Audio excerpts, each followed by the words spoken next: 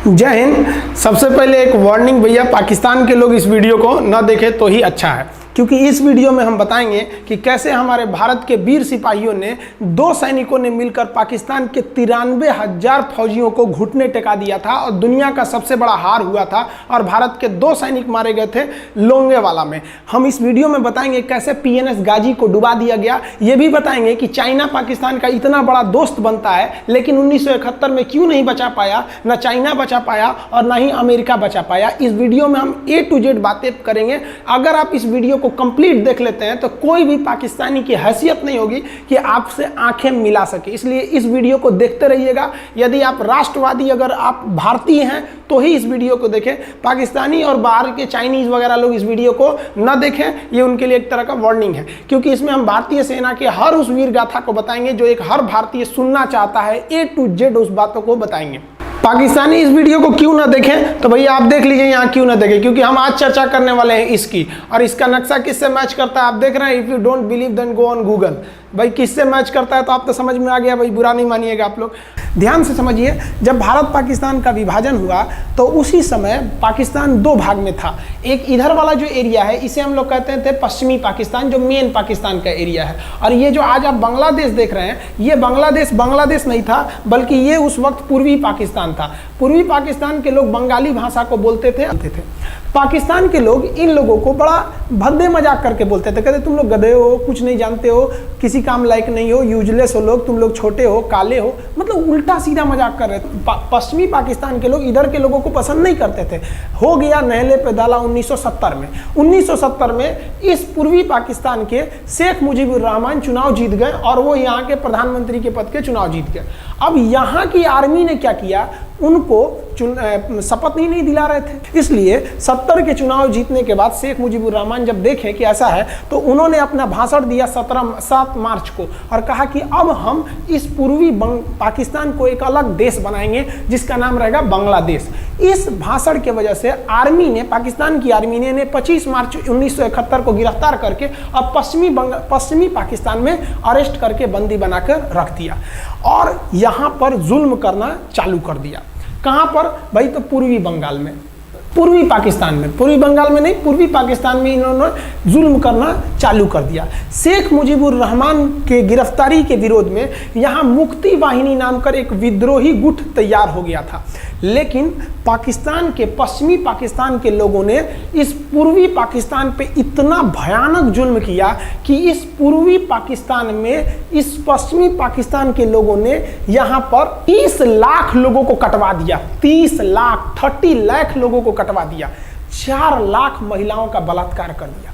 अपने देश के 4 लाख औरतों का रेप किया यहाँ पे। इतना भयानक वो दृश्य है कि अगर हम उसको YouTube पे दिखा देंगे ना तो YouTube हमारे ऊपर क्लेम करेगा, भैया आप ये सब इतने भयानक दृश्य नहीं दिखा सकते। आप अंदाजा लगाइए इनकी क्रूरता का। ये अपने देश पर इतना भयानक जुल्म कर रहे हैं। इतना भयानक जुल्म किया इन लोगों ने कि शेख मुजीबुर रहमान की गिरफ्तारी के बाद इस जुल्म का नतीजा ये हुआ कि अप्रैल 1971 तक भारत में यहाँ से लोग भाग के आ गए कि भैया हम जिंदा रहेंगे तब तो, और यहाँ 10 लाख लोग भारत में आ गए शरण लेने कि भैया हमको बचाइए। तो इंदिरा गांधी जानती थी कि जब तक यहाँ शांति नहीं होगा तब तक ये लोग वापस नहीं जा सकते थे, और शांति का एक ही था कि यहाँ पे घुस के इनको मारा जाए ताकि ये पश्चिमी पाकिस्तान वाले लोग यहाँ पर सुधर सके।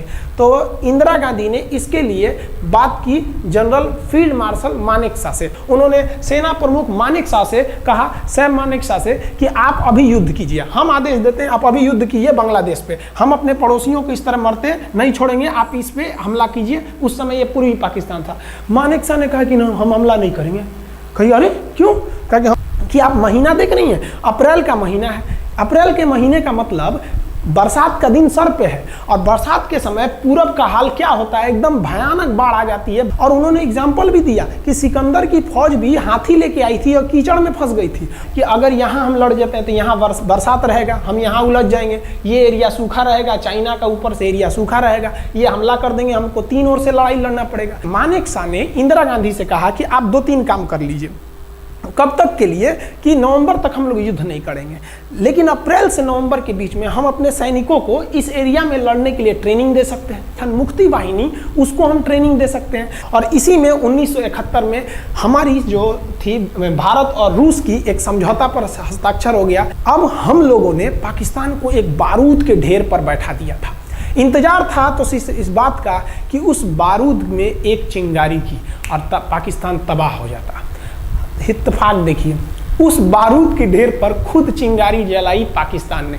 कैसे? तो समझिए कैसे। हम लोग का था कि इधर हम लोग ऑफेंसिव हो जाएंगे, मतलब इधर भयानक हमलावर हो जाएंगे, और इधर हम लोग डिफेंसिव रहेंगे, मतलब इधर कम हमला करेंगे, ताकि हम लोग का मेन मकसद पाकिस्तान से युद्ध नहीं था।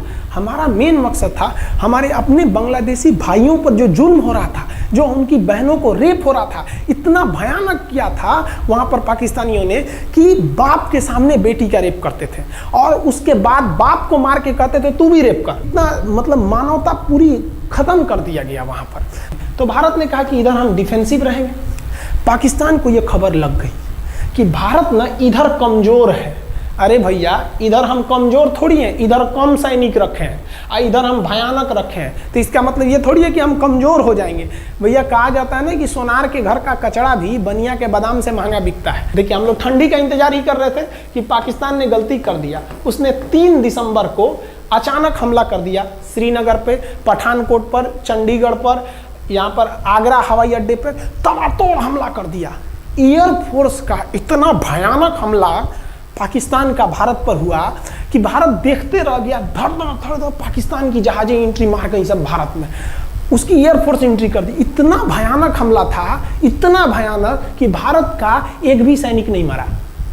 समझ रहे ना कितना भयानक हमला था। अरे भाई, आप यहाँ पर घुस जाएंगे हमारे देश में तो क्या हो जाएगा भैया? मूस मोटैयन लोढ़ा हुईन, हाथी घोड़ा थोड़े हुईन। भारत तो इसी का इंतजार कर रहा था। देहात में कहावत कहा जाता है कि रोए के रानी तले अखिए खुदा गई।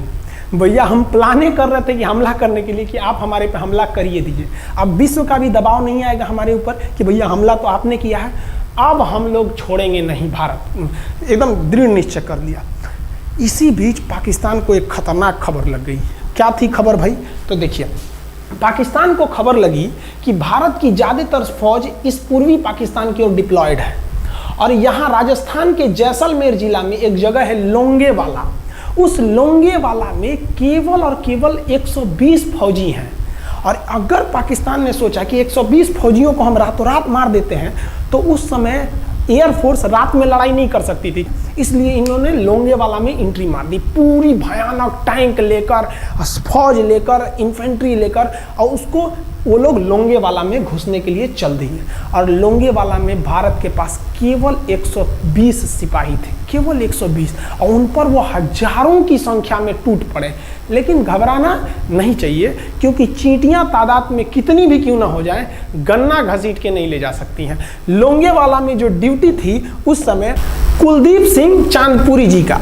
कुलदीप सिंह चांदपुरी सरदार हैं, आप देखे होंगे बॉर्डर मूवी में इनका रोल सनी देओल ने किया है। अब ये कुलदीप सिंह, ये भैया पंजाबी सिख, अब ये लोग 1.25 लाख से नीचे कुछ सोचते ही नहीं है। चिड़िया नू में बाज लड़ावा, गिदड़ नू में शेर बनावा, और 1.25 लाख नू एक लड़ावा, तब गोविंद सिंह नाम रखावा। खबर आया कि आपसे जो लड़ने आ रहे हैं ना पाकिस्तान की ओर से, वो ब्रिगेडियर तारिक मीर आ रहा है। उसके पास टैंक है, 2800 फौज है, बहुत ही तेज रफ्तार से आ रहा है।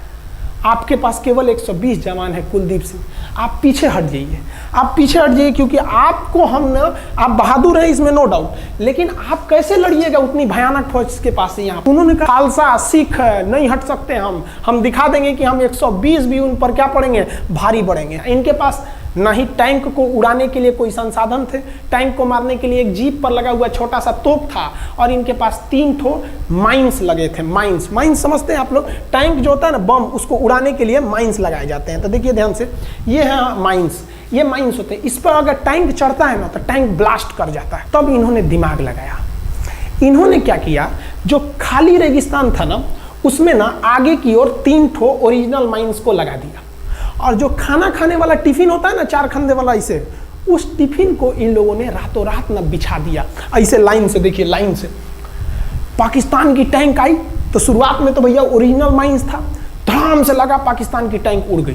पाकिस्तान का एक टैंक उड़ा, फिर दूसरा उड़ा, तीसरा उड़ा, पाकिस्तानी एकदम डर गए सब।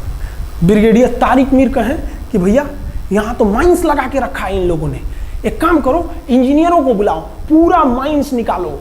अब ब्रिगेडियर जो हमारे मेजर कुलदीप सिंह थे ये जानते थे कि बाबू अगर हम तुमको रात भर रोक दिए ना तो सुबह हमारी एयरफोर्स आएगी, तुमको जिंदा नहीं छोड़ेगी। इसलिए इन्होंने पूरा टिफिन बिछाया था। इन पाकिस्तानियों ने 6 घंटे लगा दिए उनको निकालने में। इंजीनियर आते थे तो डर के मारे टिफिन निकालते थे, अरे बाप रे बाप, और टिफिन में तो ईंटा पत्थर भर देते थे और डर के ले जाते, अरे भागो भागो भागो, माइंस है माइंस है।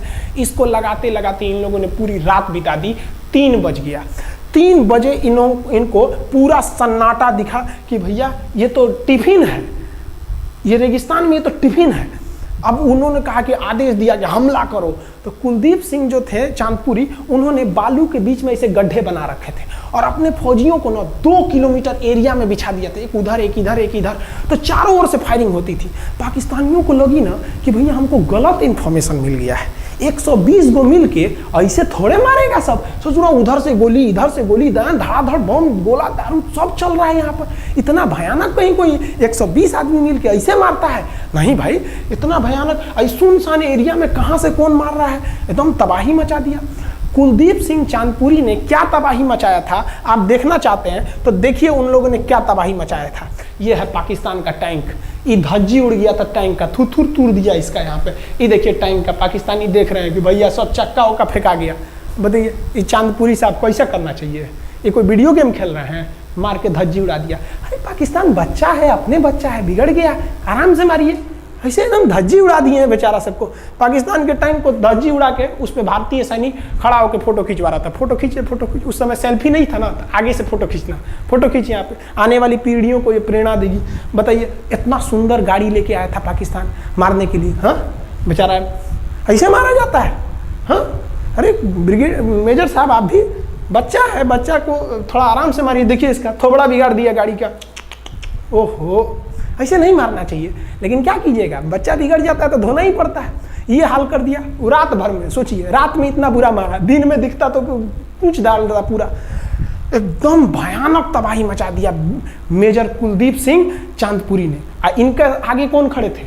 ब्रिगेडियर पाकिस्तान के ब्रिगेडियर साहब। ब्रिगेडियर साहब को कहने लगी भैया ये तो बहुत बुरा मार रहा है सब।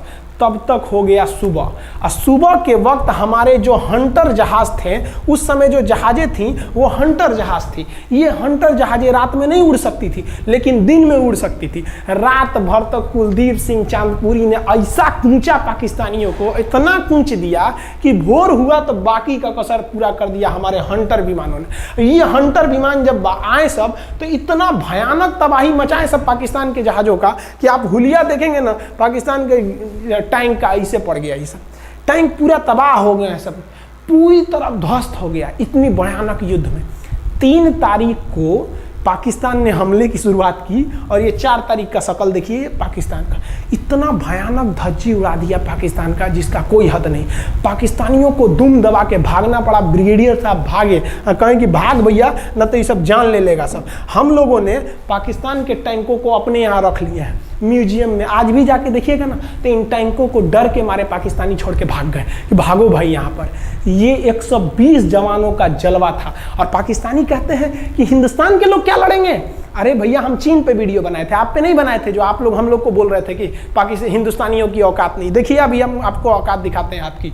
ये आपका टैंक है, आके ले जाइए, हिम्मत है तो लेके जाके दिखाइए यहाँ पर। हाल तो ये हो गया था ना कि हम लोगों ने जो पाकिस्तानियों की जान ली थी ना, डर के मारे वो लाश उठाने नहीं आए थे, लाश को गिद्ध खा गए थे सब। हम लोग बोल रहे थे कि भैया हम गोली नहीं चलाएंगे, लाश लेके चल जाओ। हम नहीं जाएंगे, तुम लोग रेगिस्तान को कब्रिस्तान बना दिए हो। रेगिस्तान को कब्रिस्तान हम लोग हमला करने आए थे, शुरुआत तो तुमने किया था यहाँ पे।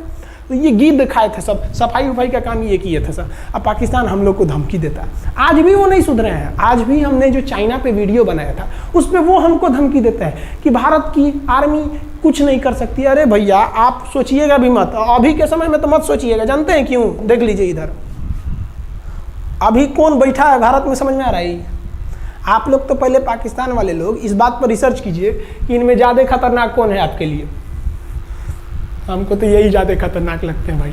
समझ में आया आप लोग को? तो अभी देखिए ध्यान से, यहाँ पर पाकिस्तान ने जो हार हुई थी लोंगेवाला में, ये हार में पाकिस्तान की तो कमर टूटी और पाकिस्तान का पूरा मनोबल टूट गया कि ससुरा 120 गो मिल के ऐसे कैसे धो दिया सब। बताइए इतना भयानक धोया जाता है। तो ये शुरुआत तो इन्होंने किया 3 तारीख को, 4 तारीख को हमने धो दिया।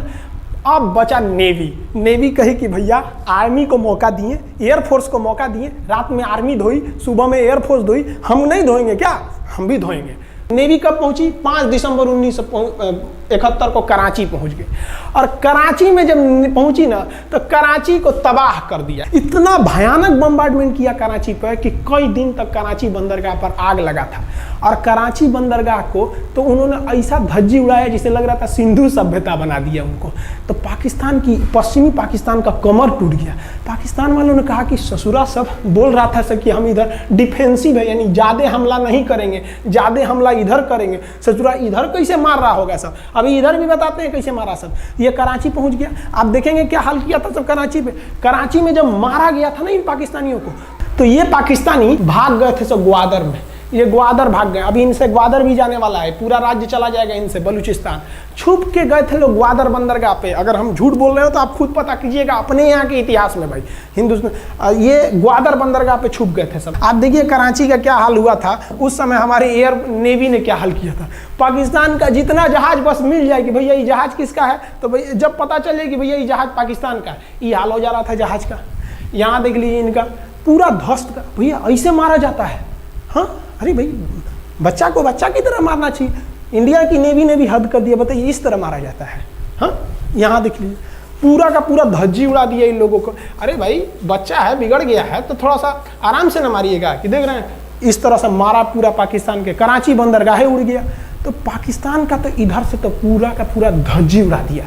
अभी शुरुआत हुए युद्ध के केवल 2 दिन हुए हैं। आप दिल थाम के रखिए, अभी युद्ध लंबा चलने वाला है।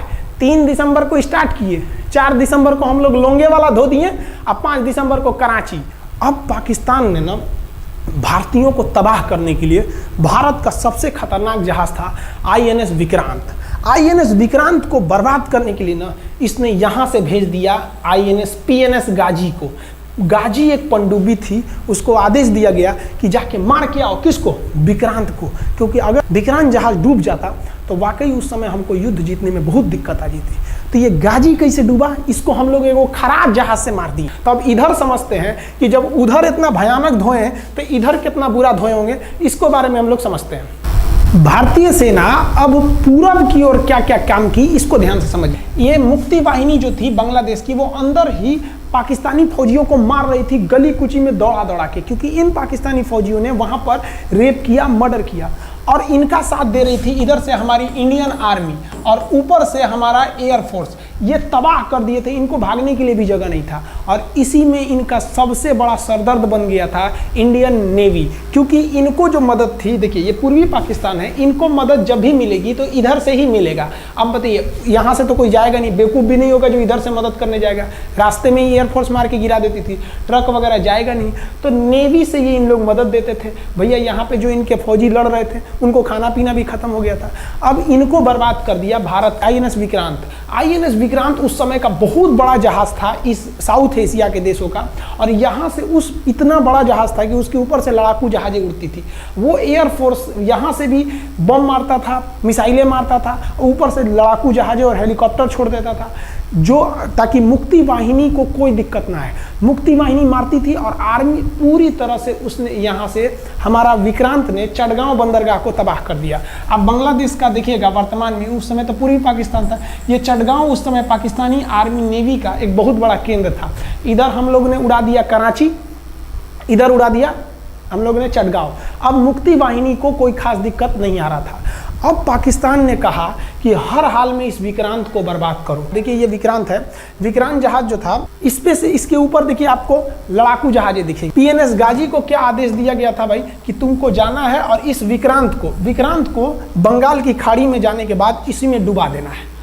अब पाकिस्तान वालों का इतना दिन तो अच्छा था नहीं, भारतीय खुफिया एजेंसी को पता चल गया कि पाकिस्तान की पनडुब्बी वो समुद्र के अंदर अंदर चलती है, उसको साइलेंट किलर कहा जाता है। पाकिस्तान की पनडुब्बी चल दी है पश्चिमी पाकिस्तान से बंगाल की खाड़ी की ओर, ये अरब सागर से बंगाल की खाड़ी की ओर चल दिया। अब विक्रांत को बचाना हर हाल में जरूरी था, इसलिए हम लोग विक्रांत को छुपा दिए, मतलब थोड़ा सेफ्टी दे के रखने लगे। और इस पीएनएस गाजी जो था, पीएनएस गाजी को देखेंगे, पीएनएस का मतलब था पाकिस्तानी नेवल शिप, पीएनएस गाजी, ये मारने आ गया किसको? विक्रांत को। इस पीएनएस गाजी को अगर कोई मार के डुबा सकता था तो वो था आईएनएस राजपूत। लेकिन ये जो आईएनएस राजपूत आप इमेज में देख रहे हैं, ये उस समय समस्या क्या था इस आईएनएस राजपूत के साथ, क्योंकि इसके इंजन में कुछ खराबी आ गई थी और ये बिगड़ गया था, और बिगड़ के इसको विशाखापट्टनम पे बनाया जा रहा था, रिपेयर किया जा रहा था, इंजन ही गड़बड़ हो गया था। तो भारतीयों का यहीं पे दिमाग काम आया। भारतीयों ने सोचा क्यों ना हम पीएनएस गाजी को खुद बुला के लाएं, कहाँ पर? विशाखापट्टनम पे। तो लोगों ने कहा कि भैया ये आएगा विशाखापट्टनम में, कि आओ आईएनएस राजपूत हमको मार दो। तो कहा कि नहीं, देखिए कैसे आएगा।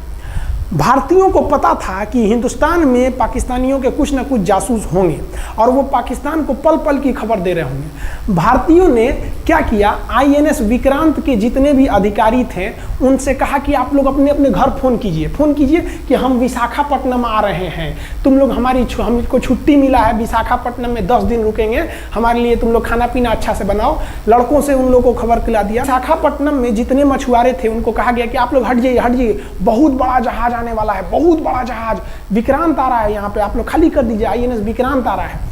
यहाँ पर क्या किया गया, ऑर्डर दिया गया, बहुत सारे फल सब्जी अंडा ब्रेड, कि भैया ये इतने बड़े जहाज के लिए जा रहा है, 6 महीने का खाना चाहिए। ये खबर आग की तरह फैल गई पाकिस्तानियों को, और पाकिस्तान में खबर लग गई कि भैया आईएनएस विक्रांत यहाँ नहीं है, आईएनएस विक्रांत विशाखापट्टनम पे है। अरे बकलोलवा, विशाखापट्टनम पर पीएनएस गाजी की मौत यमराज इंतजार कर रहा था आईएनएस राजपूत। ये गधा जो था पीएनएस गाजी, ये मुड़ गया किधर की ओर? विशाखापट्टनम की ओर। और विशाखापट्टनम पर चुपचाप शांति से खड़ा हुआ जहाज आईएनएस राजपूत इंतजार कर रहा था, तो पानी के अंदर अंदर आओ। ये अभी बाहर निकला हुआ है, पानी के अंदर रहती है। और आईएनएस राजपूत देखा कि ये आ रहे हैं, वो आईएनएस राजपूत को मारता कि इससे पहले ही आईएनएस राजपूत मार के तबाह कर दिया पीएनएस गाजी को। पीएनएस गाजी पर को डूबने के बाद पाकिस्तान को बहुत बड़ा सदमा लग गया। पाकिस्तान को यह एहसास हो गया कि अब हम कभी नहीं जीत सकते हैं, क्योंकि ये पीएनएस गाजी अमेरिका से खरीदा हुआ एक बहुत ही शक्तिशाली पनडुब्बी थी जिसे कोई डुबा नहीं सकता था, और हम लोगों ने उसको इस जहाज से डुबाया जो जहाज खराब हो चुका था, जिसका इंजन खराब था। भारतीय सेना का मोराल पूरे 7वें आसमान पर था और पाकिस्तानी दिन पर दिन बर्बाद हो रहे थे।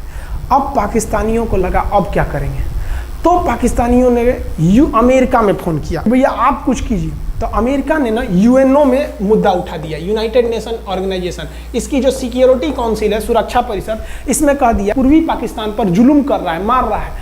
तो रसिया उस समय हमारा साथ दिया, कहा कि तू देर जानता है जुल्म कर रहा है, भारत जो कर रहा है सही कर रहा है, हम इस प्रस्ताव के खिलाफ में वीटो करते हैं। वीटो अगर कोई देश, 5 देश को वीटो है, इस पर अलग चर्चा करेंगे, अगर किसी ने वीटो कर दिया तो वो प्रस्ताव रद्द हो जाता है। तो पाकिस्तान की एक और उम्मीद यहाँ पर अपना दम तोड़ दी। अब पाकिस्तान कहा अमेरिका से कि भैया आप ही हमको बचा लीजिए। तो अमेरिका ना पाकिस्तान की ओर से भारत पर हमला करने के लिए अपना सबसे खतरनाक जहाज भेज दिया, 7वां बेड़ा। देखेंगे 7वां बेड़ा को, अगर इतना भयानक था 7वां बेड़ा, ये अमेरिका का साथ अकेले चलता ही नहीं था, इतनी पूरी फौज के साथ, नेवी के साथ चलता था। ये किस लिए आया था?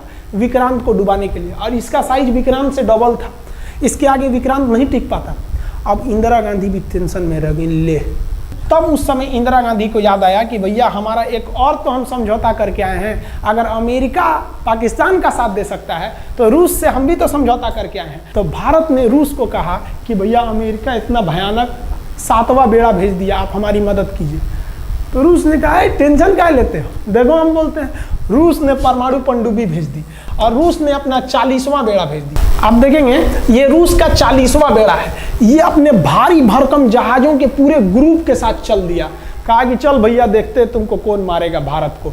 और अमेरिका को सीधा कह दिया कि भैया विक्रांत पर अगर आपने हमला किया तो तो ये हमला हम रूस पर हमला मान लेंगे। यहाँ पर खड़ा था भारत का विक्रांत और उसकी सपोर्ट में खड़ा था रूस का 40वां बेड़ा। और रूस ने यमन से अपनी एयरफोर्स को भी कह दिया था कि भैया तुम भारत की देखभाल करना। तो भारत की सुरक्षा के लिए इतने लोग, और अमेरिका अपना 7वां बेड़ा लेके यहाँ मुंह देख रहा था, और ब्रिटेन ने भी अपने ईगल नाम के बेड़ा को भी भेज दिया था। तो ये 2 लोग हमारे खिलाफ आ गए थे लड़ने के लिए। कितना, अब बताइए, हम लोग बांग्लादेश की भलाई सोच रहे थे, और अमेरिका का 7वां बेड़ा और रूस का ब्रिटेन का ईगल हम लोग के खिलाफ था, और हमारा अपना विक्रांत और रूस की एयरफोर्स और उसकी 40वां बेड़ा हमारे साथ थी। ये पूरी तरह से बाउंड्री बना दिया था 40वां बेड़ा। 40वां बेड़ा का कहना था कि भैया हमारे जहाज पर ऑटोमेटिक मिसाइल लगी है, तुम अगर इधर आओगे तब मार देंगे तुमको ऐसे ही। रूस ने अपनी सारी पनडुब्बियों को ऊपर उठा दिया समुद्र के ऊपर, ताकि सैटेलाइट से और दूसरी निगरानी से देखा जा सके, और यही हुआ भी। वो लोग रूस के इतने खतरनाक जहाज़ों के ग्रुप को देखकर घबरा गए, इतना घबरा गए कि ब्रिटेन ने कहा था we are too late. Britain का ईगल बेड़ा अमेरिका के 7वां बेड़ा से कह रहा है कि रे उधर मत जो, बहुत देर हो गया है, वो पहले पहुंच गया है रूस, अब मारेगा वहीं तबाह हो जाओगे यहाँ पे। तो 7वां बेड़ा ने धमकी दिया कि हमारे जहाज में परमाणु बम लदे हुए हैं। तो 40वां बेड़ा ने रिप्लाई किया था कि हम भी जब चले थे ना तो परमाणु बम लादे के चले थे, और गिनती जब कर रहे थे तो हम भी गिनती किए थे 250 हमारे पास भी परमाणु बम था, लेकिन इतना ज़्यादा था कि सोचे कि कौन गिनेगा, बाद में गिनेंगे, आ जाओ देखते हैं किसके पास कितना है। तो रूस ने हमसे सच्ची दोस्ती निभाई थी, और इधर शेख मुजीबुर रहमान की जो मुक्ति वाहिनी थी वो अपना काम कर रही थी। अब भारत आर पार की लड़ाई में था। पाकिस्तान हर मोर्चे पर हारते जा रहा था। भारत सरकार ने पाकिस्तान पर मनोवैज्ञानिक दबाव बनाने के लिए निर्मलजीत सिंह अरोड़ा ने एक प्लान बनाया। उन्होंने एयरफोर्स को पूर्वी पाकिस्तान यानी जो अभी बांग्लादेश है, तो ढाका के ऊपर एयर ड्रॉप करा दिया, हवाई जहाज से सैनिकों को उतार दिया, और उन सैनिकों के भेष में उसमें सैनिक कम थे, और उसमें केवल पुतलों को नीचे उतारा गया था। ये केवल इंडियन आर्मी जान रही थी कि पुतला नीचे उतरा है सर, लेकिन मीडिया ने तो इसको खबर को आग की तरह फैला दिया। और इसमें हम धन्यवाद देना चाहेंगे हाथ जोड़कर BBC न्यूज का। और BBC ने ये छाप दिया कि इंडियन एयरफोर्स ने ढाका पर 5000 एयर ड्रॉप करा दिया फौजियों को। अब ये गली गली खोज खोज के पाकिस्तानी फौजियों को मारेंगे कि तुम क्यों मार रहे हो हमारे बांग्लादेशी भाइयों को। और बांग्लादेश की मुक्ति वाहिनी वैसे ही उनके पीछे पड़ी हुई थी पाकिस्तानियों के।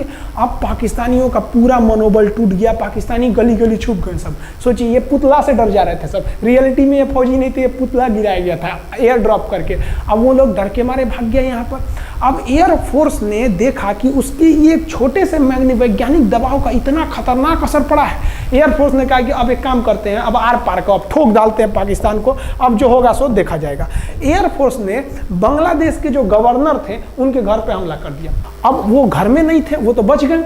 बचने के बाद डर क्या होता है, देखिए डर किसको कहा जाता है। जो उनके गवर्नर हाउस थे AH मलिक, इन्होंने त्याग पत्र दे दिया, भैया जिंदगी रहेगी तो बहुत नौकरी करेंगे, डर के मारे त्याग पत्र दे दिया। सोचिए, गवर्नर, क्योंकि पाकिस्तान का एक राज्य ही तो था पूर्वी पाकिस्तान। जैसे हमारा एक राज्य है उत्तर प्रदेश, बिहार, महाराष्ट्र, वहाँ पे भी गवर्नर होते हैं ना, संवैधानिक हिसाब से गवर्नर मालिक होता है उस जगह का। त्याग पत्र दे दिए। सोचिए, ये डर था उनके अंदर। निर्मलजीत सिंह अरोड़ा जो लेफ्टिनेंट जनरल थे, जनरल तो हमारे मानिक शाह थे, लेफ्टिनेंट जनरल थे जिन्हें बांग्लादेश जीतने की जिम्मेदारी दी गई थी, मतलब उसे सुरक्षा करने की जिम्मेदारी दी गई थी।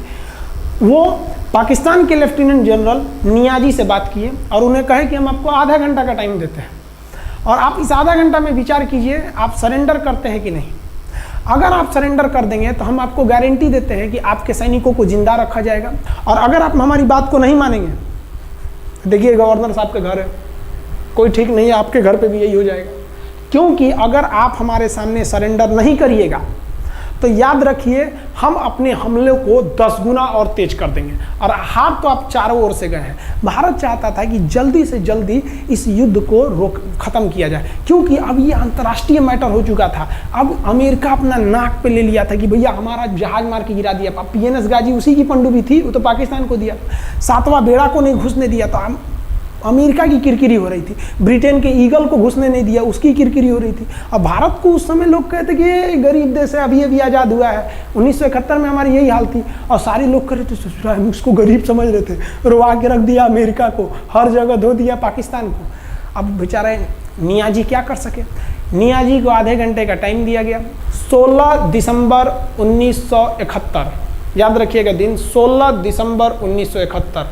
ये हमारे इतिहास का 13 दिन के युद्ध में हमने पाकिस्तान को धूल चटा दिया था, क्योंकि 3 दिसंबर को पाकिस्तान ने युद्ध स्टार्ट किया था और 16 दिसंबर को हम लोगों ने जनरल नियाजी से आत्मसमर्पण करवा लिया।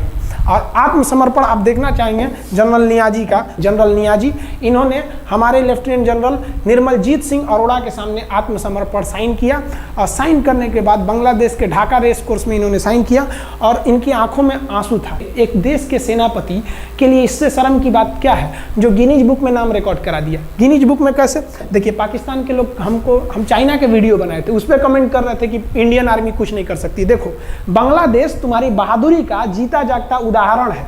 तुम्हारे यहाँ का 93,000 फौज, सोचिए 93,000 सैनिक पूरी दुनिया में आज तक आत्मसमर्पण नहीं किया। ये 93,000 लोगों ने आत्मसमर्पण कर दिया। देख लीजिए, ये अपना बंदूक फेंक दिए, अपने स्टार नोच के उतार दिया कि भैया हम लीजिए आत्मसमर्पण कर रहे हैं, बेल्ट उतार के दे दिया, अब चलिए जहाँ ले जा रहे हैं, जितना लाठी मारना है हमारी, आत्मसमर्पण। ये वही पाकिस्तान है, याद रखिए। आप याद कीजिए, हमारे 120 सैनिकों ने आपको धूल चटा दिया था लोंगेवाला में। केवल 2 सैनिक मरे थे लोंगेवाला में, और पूरी की पूरी आपको भगा दिया था 4 दिसंबर को ही। और आप याद कीजिए, बहुत बहादुर बनते हैं ना। 93,000 फौज आपकी हार के गई है यहाँ से। इतना बड़ा हार दुनिया में आज तक कहीं का नहीं हुआ है। 93,000 सैनिक सरेंडर करके गए हैं भारत के सामने से। क्या बात कीजिएगा आप हमारे सामने। तो ये है, गिनीज बुक में नाम है। ये तो है भैया पाकिस्तान की आर्मी, एक तरह से गिनीज बुक में नाम है ना जी। भले हारने से नाम है तो क्या हुआ, पाकिस्तान के लिए इससे खुशी की बात क्या हो सकती है कि भैया गिनीज बुक के नाम है। अब इन लोगों को जेल में बंद कर दिया गया, बाद में हम लोगों ने इन्हें छोड़ भी दिया था। और इस सरेंडर के बाद बांग्लादेश के जो मुक्ति वाहिनी थी, उसके चेहरे पर यह मुस्कान थी कि बांग्लादेश अब स्वतंत्र हो गया। ढाका, इंदिरा गांधी का स्टेटमेंट था, ढाका स्वतंत्र राजधानी है स्वतंत्र बांग्लादेश की। ये खुशी थी बांग्लादेशियों के चेहरे पर, जिनकी बहनों की इज्जत आबरू लूट ली गई थी उन्हीं देश के फौजियों के द्वारा। जिनके ये जो नियाजी थे, जब इन्हें लेफ्टिनेंट गवर्नर बना के भेजा गया था बांग्लादेश में, तो ये नहीं पूछे थे कि बांग्लादेश का स्थिति क्या है। ये पूछे थे कि जिन लड़कियों का रेप हुआ है वो कहाँ है, सब दिखाओ तो, मतलब ये भी जाके करेंगे। ये हाल था। ये इनके चेहरे पर मुस्कुराहट थी। बाद फिर मुजीबुर रहमान को पाकिस्तान से स्वतंत्र कराया गया। भारत ने जो अपना वादा किया था कि शेख मुजीबुर रहमान को स्वतंत्र करेंगे, बांग्लादेश को स्वतंत्रता दिलाएंगे, उनके अधिकारों के लिए लड़ेंगे, भारत ने अपने वादा को पूरा किया। आज शेख मुजीबुर रहमान की बेटी शेख हसीना बांग्लादेश की कमान संभाले हुई हैं। शेख हसीना, जब हमको याद है जब वो भारत आई थी तो एयरपोर्ट पे, तो मोदी जी एयरपोर्ट पर रिसीव करने गए थे, जबकि ऐसा नहीं होता है। शायद ही बांग्लादेश की प्रधानमंत्री को पूरी दुनिया में कोई बड़े देश का राष्ट्रपति रिसीव करने जाए, प्रधानमंत्री रिसीव करने जाए। तो भारत अपने पड़ोसियों का इतना ख्याल रखता है, चाहे वो नेपाल हो, भूटान हो, सबके साथ। अभी हाल फिलहाल में नेपाल के लोग थोड़ा गुस्सा हैं लिम्पियाधुरा काला पानी को लेके, लेकिन ऐसा नहीं है कि हमारा नेपाल के साथ कोई खराब रिश्ता है। हमारा नेपाल के साथ रोटी और बेटी का रिश्ता है। बांग्लादेशियों के साथ हमारा बहुत ही अच्छा संबंध रहा है। आज हमारे बांग्लादेश के साथ बहुत ही मधुर संबंध है। और बांग्लादेश को जो पाकिस्तान के लोग कहते थे ये किसी काम लायक नहीं है, ये वाले भाई लोग पाकिस्तान से आगे निकल गए। आज इनका मलमल का कपड़ा, जूट और पाम ऑयल पूरी दुनिया में फेमस है। जहाज़ों की मरम्मत में, मतलब जहाज के रिपेयरिंग में बहुत आगे निकले हैं बांग्लादेश के लोग। आई होप आप समझ गए होंगे। इस युद्ध के बाद अगर भारत चाहता तो भारत पाकिस्तान के पश्चिमी भाग को भी कब्जा कर लेता, क्योंकि यहाँ तो हम लोग हराए ही थे। उनके 93,000 फौज तो हम लोग जिंदा पकड़ लिए थे। हम उन्हीं को कह देते बंदूक लगा के कि कश्मीर खाली करो, हमारा यहाँ से वापस जाओ। लेकिन बावजूद हमने इंसानियत दिखाई थी पाकिस्तान के ऊपर। इसका बदला ये पाकिस्तान ने हमें क्या दिया पता है?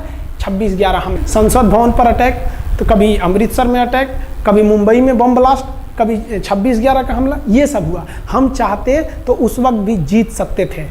ये पाकिस्तान वाले आप जो कहते हैं कि हम बहुत बहादुर हैं, भारतीय सेना हमारा क्या कर सकती है, तो भारतीय सेना की रहमो करम पर आप लोग जिंदा थे, वरना 1972 में ये जो सेना थी ना, 71 में, आप लोग को कहीं का नहीं छोड़ती। आप हिंदुस्तान के व्यूवर्स आप लोगों से भी कहते हैं कि एक लाइक तो बनता है इस सैनिकों के लिए, हमारे लिए नहीं, हमारे इस चैनल के लिए। कभी नहीं कहेंगे कि खान जी रिसर्च सेंटर चैनल को आप सब्सक्राइब करिए, लाइक करिए, हम ये कभी नहीं कहते हैं। लेकिन हम ये जरूर कहते हैं कि आज एक लाइक बनता है हमारे इन वीर सिपाहियों के लिए, लिए, जो आज भी सेना के लिए डटे हुए हैं। और ये पाकिस्तान इस पर कमेंट करते हैं। हम आप भारतीयों से कहते हैं, आप हिंदुस्तानी हैं तो इस वीडियो को जितना से ज़्यादा शेयर करना है आप शेयर कीजिए, ताकि आपके बच्चों तक को ये पता चल सके कि हमारे सैनिक कितने बहादुरी हैं, कितने बहादुरी से लड़े थे हमारे सैनिक, कितने बहादुर हैं। और इस वीडियो को आप इतना शेयर कीजिए कि पाकिस्तान तक पहुंचे और वहां का बच्चा इस वीडियो को देखे, ताकि उनके अंदर भारतीय सेना का जो डर है वो बैठे। ये डर जरूरी है उनके अंदर, ये डर उनकी हड्डियों तक जाना चाहिए। और हाँ, कोई भी देश के हो, हर देश को अपने सैनिकों के लिए सम्मान करना चाहिए। हम ये कोई मनगढ़ंत कहानी नहीं बताएं, हम अपने सैनिकों की वीर गाथा बताएं जो A to Z अक्षरशः सही चीजें हैं। समझ में आया? आप इस वीडियो को देख रहे हैं तो मेरे साथ बोलिए आप लोग, भारत माता की जय। पाकिस्तान के युद्ध का जो हम सीरीज बना रहे हैं, आज 71 का युद्ध बढ़ाएं। हम आपको कल 1948 का युद्ध बता देंगे, 65 की लड़ाई में वीर अब्दुल हमीद ने जो बहादुरी दिखाई, फिर आपको 84 का सियाचिन, 99 का करगिल और 62 की चाइना युद्ध के बारे में भी बता देंगे। याद रखिएगा, चाइनीज और पाकिस्तानी इस वीडियो को डिसलाइक जरूर करेंगे, आप उन पर भारी पड़िएगा। ये वीडियो आप संभाल के रखिएगा, अपनी पीढ़ियों को दिखाइएगा कि हमारी सेना कितनी बहादुर थी। एक सैल्यूट हम अपने वीर जवानों के लिए। जय हिंद। हम बहुत ही सौभाग्यशाली हैं जो ऊपर वाले ने हमें हिंदुस्तानी बनाया। I proud to be Indian. जय हिंद।